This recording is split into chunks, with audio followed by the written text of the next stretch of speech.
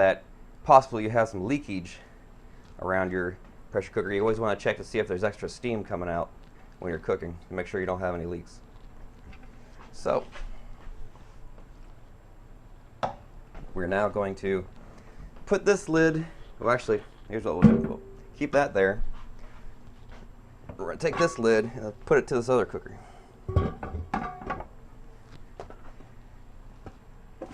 Grab those out.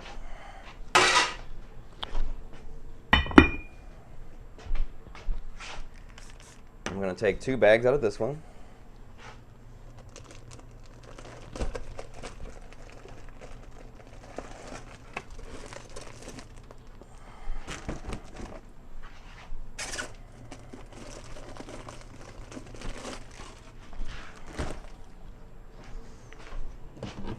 Clean that.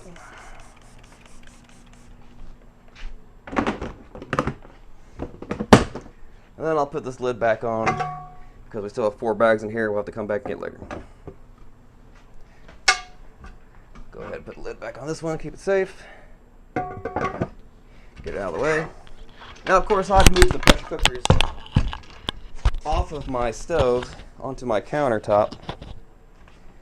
You might not be able to do that because they're so heavy, and so you might have to just unload them from your countertop. That's fine, but of course, I'm doing it for the purpose so I can cook dinner. So, we're going to bring these bags upstairs to inoculate, and I'll show you how to do that. Alright, now you see here, I have the jar that I made about a week ago that had the wedge of king oyster agar, colonized agar in it. And I've already made a couple transfers with it to new jars. Now I know I said that it would clear up in a few days, but if you're just starting out using the agar wedges in it, it really won't clear up too much because a lot of the yeast that clouds it up won't be locked up in the growing mycelium at the start. So it'll take several days. It might not even completely get clear at all, but you'll notice that in the new jars you make where the mycelium grows fast and engulfs all the floating yeast, it'll have a lot more clarity. What you want to look for to see if a liquid culture is bad is if it turns like I would say kind of like a rotten pumpkin orange color. And you'll see it'll look sad, it'll have like some greasiness on the side. It's pretty easy to tell the difference between a good one and a bad one. And there's not a lot to hold in between. If it goes bad quick, fast enough that you'll be able to catch it. And as you can see, I always make double what I'm going to use just in case one does go bad and I'm not set back a week or two.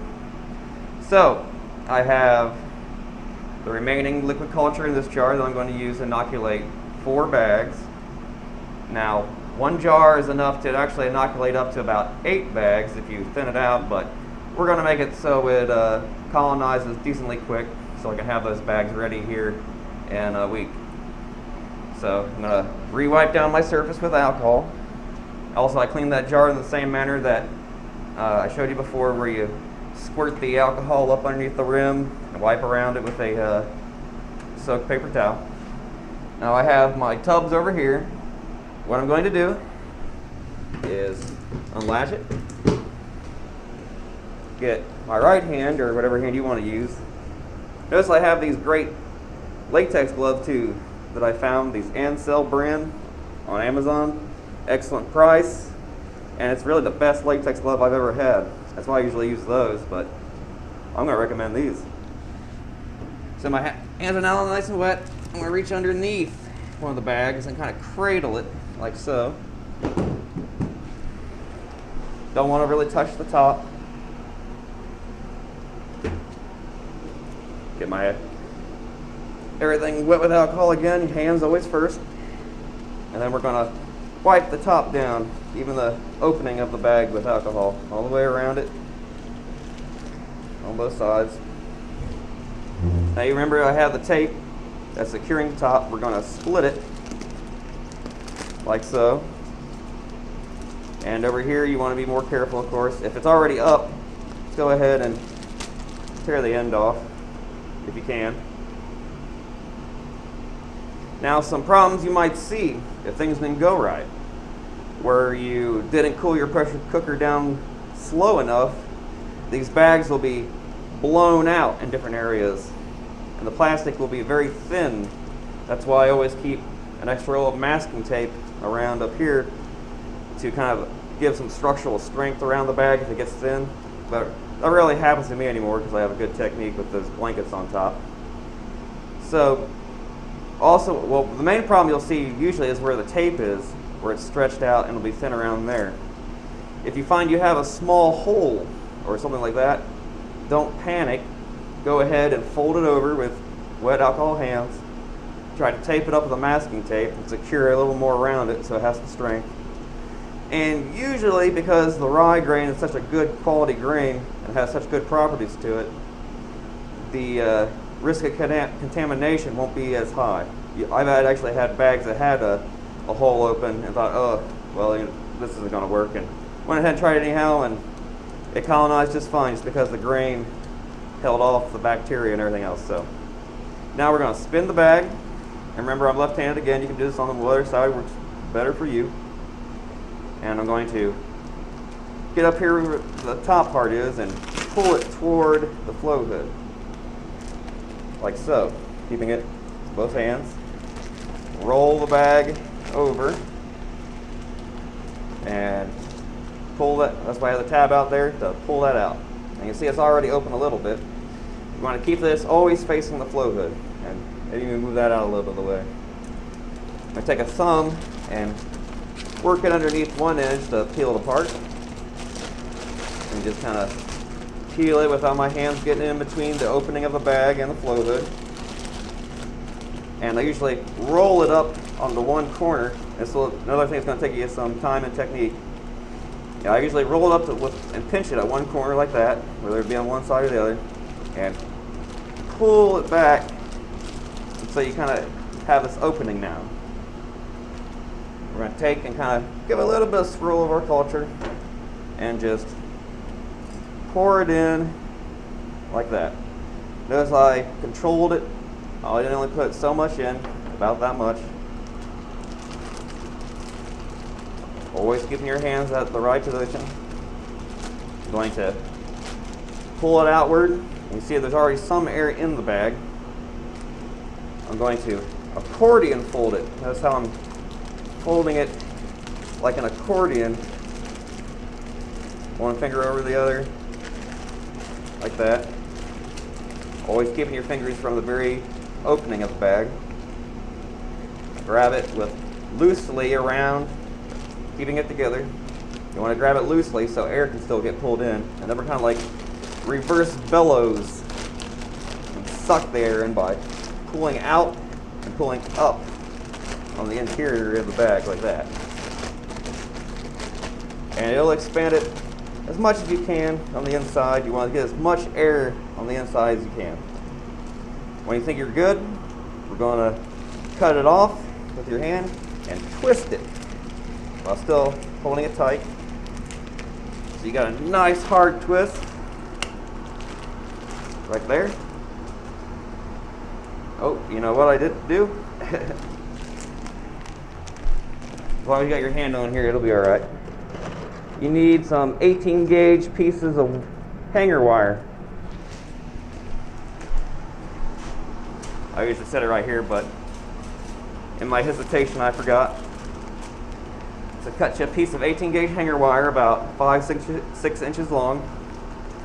And here, and I put the center of it where the twist is. Hold it with the thumb, and then twist one half of it towards the bottom, making sure the end of the wire is facing upward always, and twist the other half towards the top, making sure the wire is facing up. Reason being, you want it faced up because when we mix these bags up, you don't want it to be facing inward and poke a hole in the bag. So that bag is somewhat ready. We'll move on to the next one. Wipe down your surface area, always in between.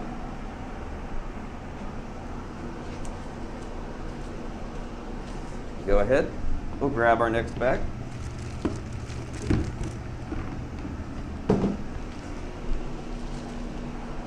see this one doesn't really have as much vacuum to it, but it's still good.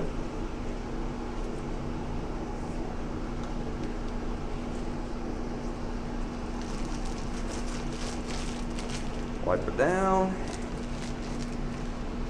I'll do this one at normal speed to show you how fast you can do it.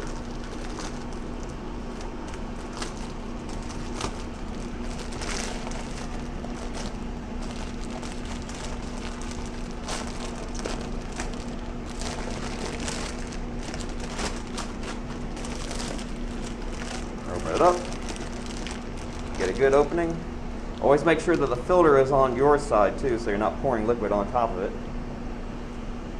Give this one a nice heavy one. Bags of grain are pretty tolerable to how much liquid you put into it. You could really put almost a cup of liquid culture in it and it would still do fine. It would colonize very quick.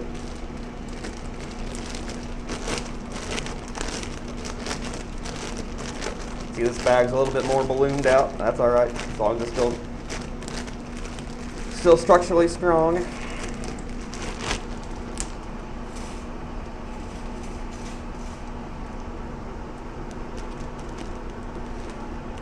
A lot of mushroom farms use what's called an impulse sealer instead of twisting the tops.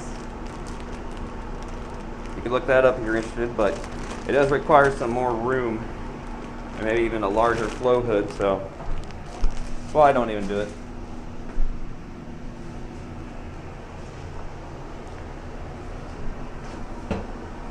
Alright, so you get the general idea. Now, I'm going to do the rest for all these bags, and then I'll show you how to properly mix them up, and we'll be back.